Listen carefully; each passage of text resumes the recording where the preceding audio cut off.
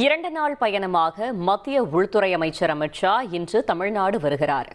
2 நாள் பயணமாக 4ஆம் தேதி தமிழகத்திற்கு வரும் மத்திய உள்துறை அமைச்சர் அமித் ஷா திருச்சியில் நடைபெறும் பாஜக பொதுக்கூட்டத்தில் பங்கேற்று உரையாற்றுகிறார்.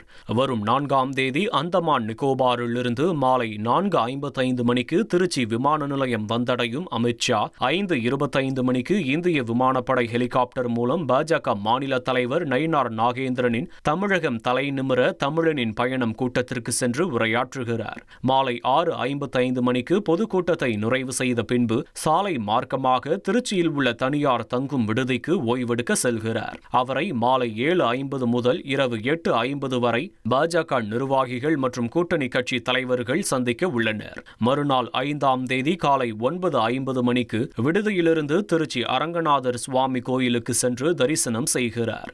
காலை 10:30 மணிக்கு மீண்டும் விடுதிக்கு திரும்புகிறார். பின்னர் நண்பகல் 12 மணிக்கு மன்னார்புரத்தில் பாஜக மகளிர் அணி சார்பில் நடைபெறும் மோதி பொங்கல் விழாவில் பங்கேற்கும் அவர் பிற்பகல் 1:05 மணிக்கு திருச்சி விமான நிலையத்திலிருந்து தனி விமானத்தில் டெல்லி செல்கிறார்.